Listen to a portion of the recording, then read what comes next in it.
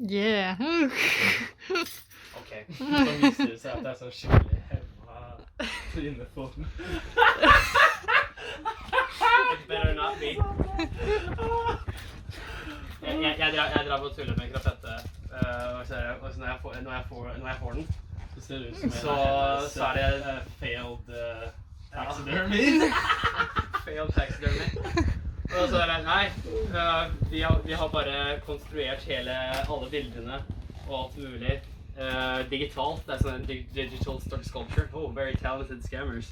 But no, jeg skal bare bruke nøkkelen din her. Skal vi finne noe som er skarpere? Yes. Jeg tror ikke det funker. Hvis du har lyst til å hente en kniv, så hadde det vært greit. Ja. Okay.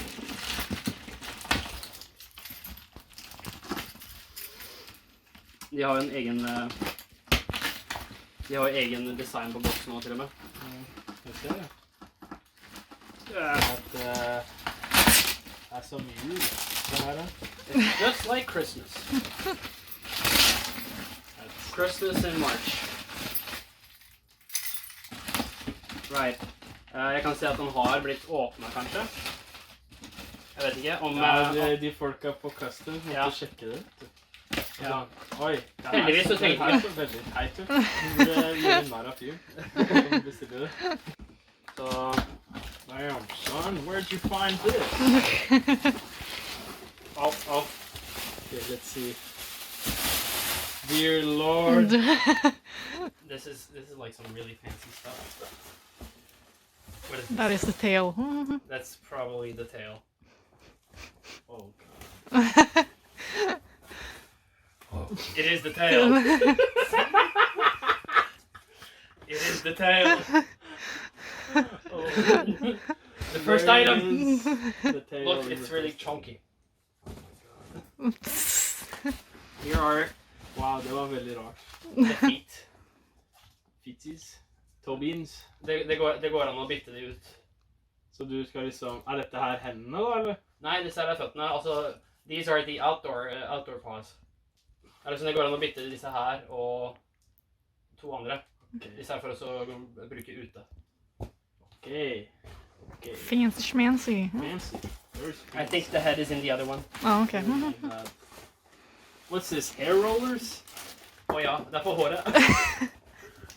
What? Er det litt sånn for å krølle håret? Ja. Oh my god! Altså, de som lagde fursuiten, de har aldri brukt en sånn parikk før. Så de måtte liksom krølle håret slik at det blir sånn man ville, og så sendte de det med meg. Damn. Ok, så du må liksom krølle håret ditt hver gang du skal ut på en kvann? Ja. These are the sleeves.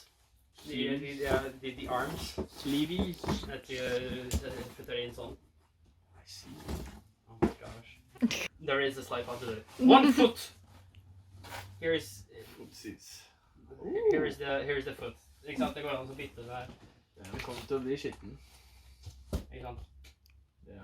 Eller denne her går av. Hvordan har man byttet ut? It's Velcro, I think. Yeah, it is. Så man tar det av her. Hvor jeg drar den av og så... Oh my god. Jeg lurer på om denne her... Er det sånn... Og det er en crocs. Det er liksom... Tar du bare setter den på sånn? Med belte? Ja. Jeg tror de brukte en crocs for foten. En crocs inni her. What? En crocs? Ja, vær kjent. Stikk hånda di oppi. Oh, wow, that's weird. Oh. It's the hands. This is Chinese Stursish right now. Bare, jeg har ikke sett dette her på en fursuit før. At de har liksom etiketter og sånt på alle. Ja. Søren. Dette er egentlig ganske high quality. So that's a high quality paw right there. Rawr.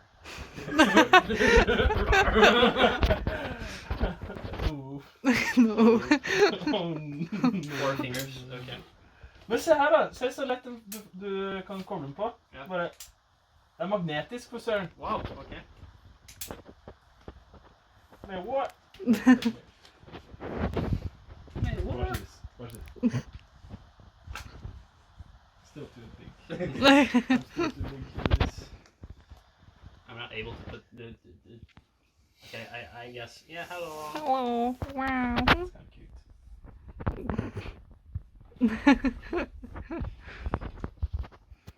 All right.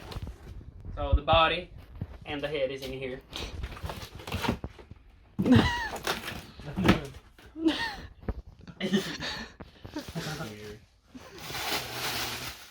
Okay. So, oops.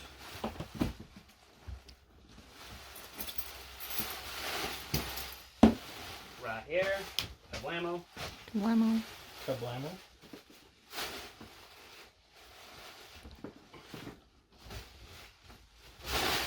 Okay, and now yes, the resistance. Jeg visste ikke at jeg skulle si det. Pappa sier det hele tiden. Og that's the sleeve. All right.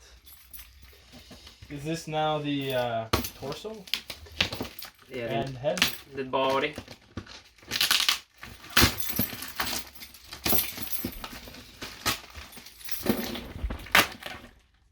Invoice. Huh.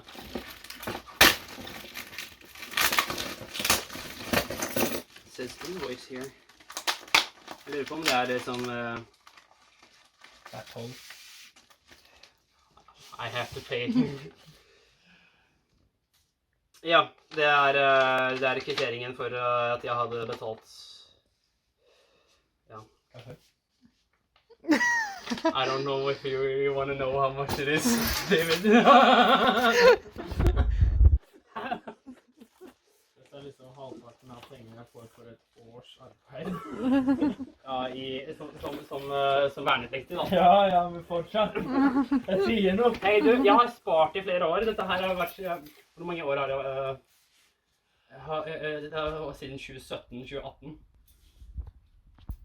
This has been going since 2017. Ja, sant.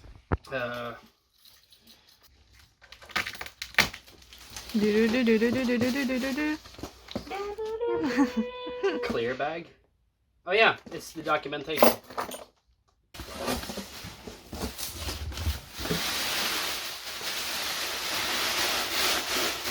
Well, a lot of bubble wrap. Yeah.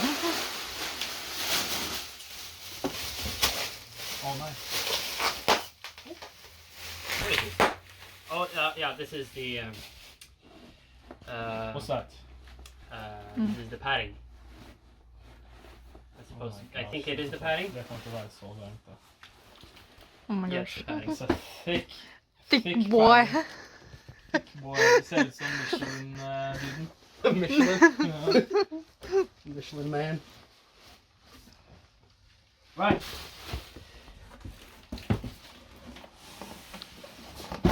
Oh boy, that thing fell. What is this? Det er emotes. The emotes. Oh my gosh.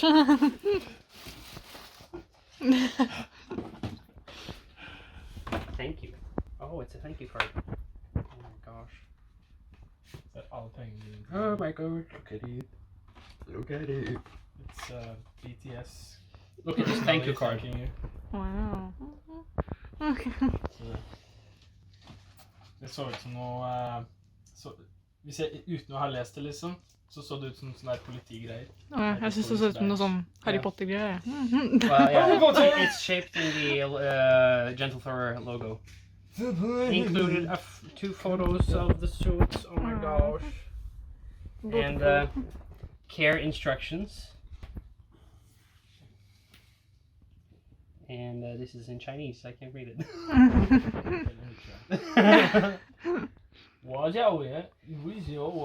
Oh no, dude. I'm not Chinese. I swear. There's the head. Det er faktisk en jente i troppen min, på laget mitt, som tok kinesisk på videregående. fordi hun hadde sånn business shit. Så hun måtte lære sine ting. Oh my gosh. Men det er kjekt da. Det eneste hun kan Hva ciao Lea. Som vi sier, jeg heter Lea. Oh my gosh. Så det head. Jeg må fikse på håret. Ja. Most. The head, the wig shall be fixed. It's really flat right now. But anyways, here's the head. Oh. Put it on. Oh.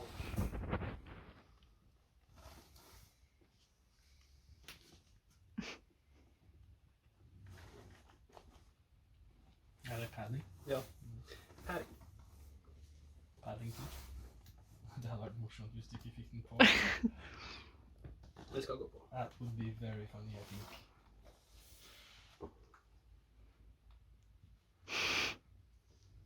Wow. Amazing. Amazing. Oh. Hello! It actually, det har egentlig ganske bra syn. Ja. Jeg kan se helt hit. Ja, men du kan ikke se rett foran deg. Nei, jeg kan ikke se deg. Nei. Kan du ikke? Sånn kan jeg ikke se. Dang, ok. Jeg kan se gjennom munnen. Jeg kan se knærne dine. Oddly specific. Wowie! Wowie! Så hvordan funker øynene da, liksom emotes på øynene? Da kan du Den har se tunge. noen ting. Har den tunge? Den har tunge. Det er en tunge Oh som my henger gosh. ut der. Åh. Jeg vet ikke hva jeg skal tenke på det. How this work? Så setter du det bare på øynene, liksom? Ja. Men da kan du ikke se gjennom øynene? Nei. Bare for fancy bilder. For å ta bilder, I guess. Okay. Okay. Okay, cool. Okay, tongue. Picasso, I like it.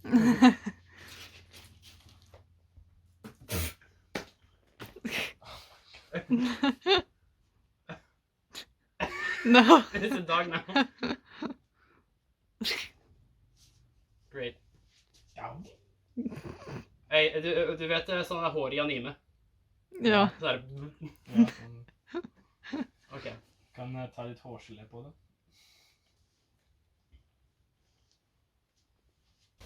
Oh my gosh. Stickers. Stickers? GentleFur stickers. Oh my gosh. Even more stickers. Oh my gosh, that's a lot of stickers. Look at all these stickers. Oh. Er det Paw Patrol? Paw Patrol? Det Paw Patrol, jo. Jeg kommer til å bli mad. Good for you. GentleFur, good for you. Fur. Fur? Fur. Just fur. I think this is also a... What's this? What is a bandana?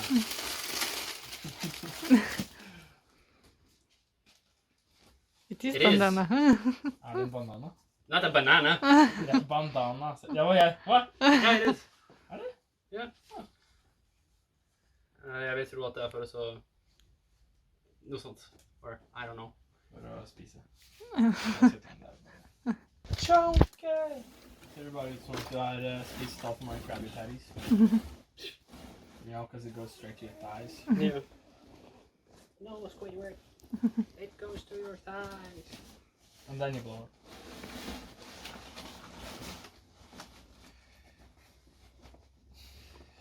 Når Jax Films sa at han skulle ha på en fursuit. Og Han skulle tatt en ut igjen, altså. ja, det var dette jeg forventet, liksom. At han skulle faktisk gå all in. Men han hadde klar. Oh, yeah. Look at it. I'm looking. I gotta get a brush. Yes. Ja. A brush, and also... En sånn der rullesak også, kanskje. Yeah, maybe. I don't know.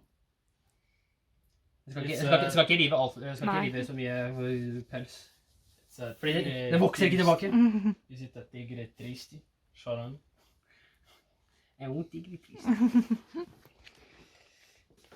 Er dette her Er dette her liksom triste øyne, eller noe? Ja. Du må ta bilder med det, altså. Du nødt til å gjøre det. I command you to do it.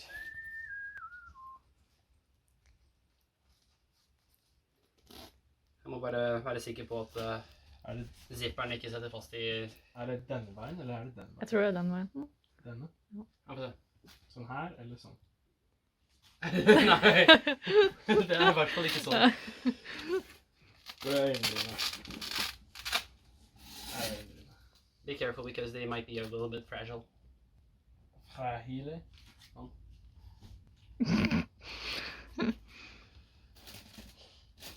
I'm so sad.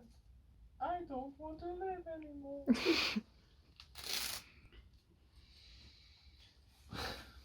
All right. Skal jeg prøve å ta de på? Ja. My mom wouldn't accept me being a furry.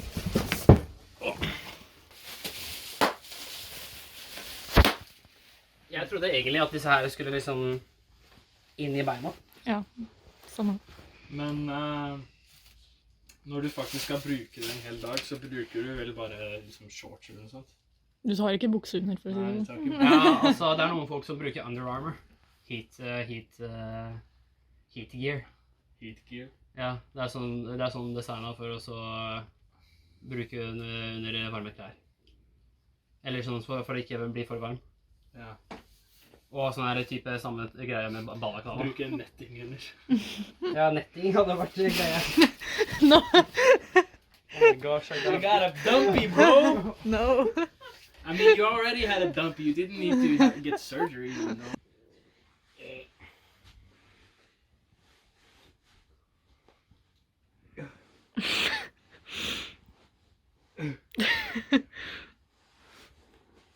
I gotta push all the fats in. So this is how it is to be thick, putting clothes on. Whoa. Come on then.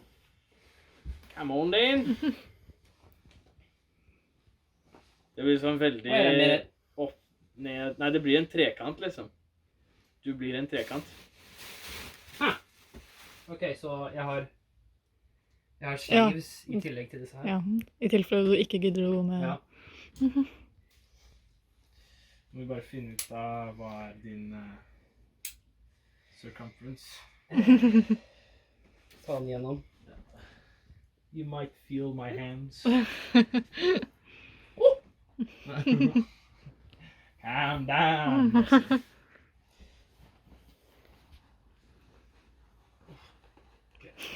There. Got it. There we go. Nå skal jeg finne ut hvor noe her funker. Du bare klipser den på. Nei. Åh.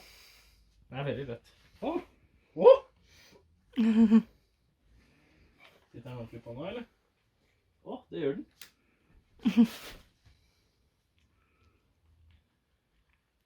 Meget.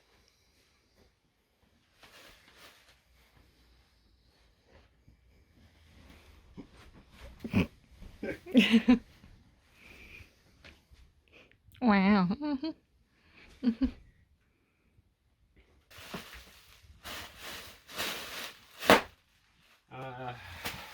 Prøv å bytte disse her. Ja. Hvis jeg skal ut. Ja. Jeg tror at du må bruke de ytre skoene her inne også. Ja.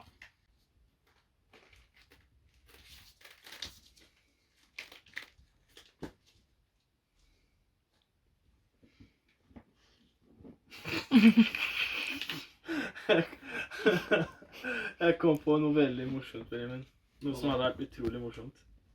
Se for deg, du er på en con eller noe sånt. Se for deg det er i Tønsberg eller Larvik eller noe sånt. Så plutselig så møter du på et av ditt gammelt befal. I fursuiten. De ser ikke at det er meg. Nei, men se for Men deg det. jeg går bort og så er det sånn førsteklasse laging. Oh my goodness. Gardist. Dan. Gardist Dan, ja. Ja, fordi det er sant, det er det din fursona heter. Da. Ja. Eyes of heaven.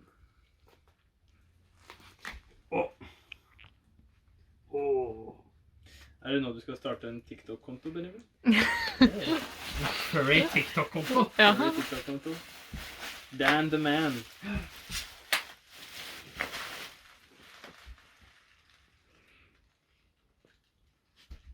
Congratulations, you bullied another furry. Here's your medal.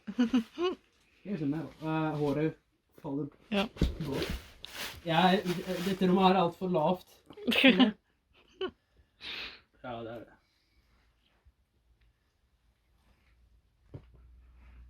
Jeg må bruke strikk for at håret kommer i veien. Ja. Håret mitt inni Litt der. ekte hår, liksom. Ja. Ok. Kan du ta zipperen bak, David? Yeah, I got you. Okay. Jeg føler dette er litt sånn hold my hair moment. Det kan hende at jeg tar noe av håret ditt. Ja, bare stå, Benjamin, stå! Hvis ikke så kommer jeg til å rive håret ditt, liksom.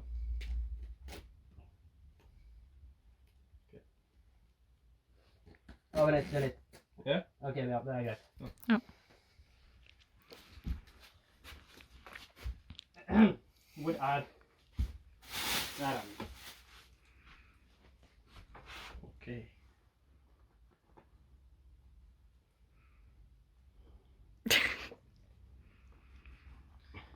He has arrived! Yeah! Ta-da. To die. I just want to make. I just wanted to let you know that this makes me deeply uncomfortable.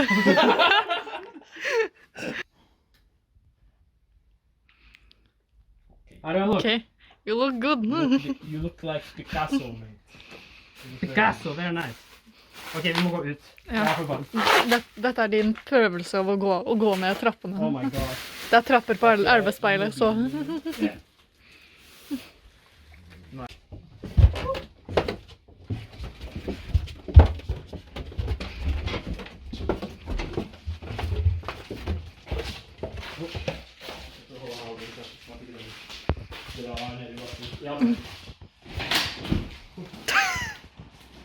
Oh my goodness. Oh my goodness. Hvor er Nathanael? Har han kommet tilbake, eller? Hugs!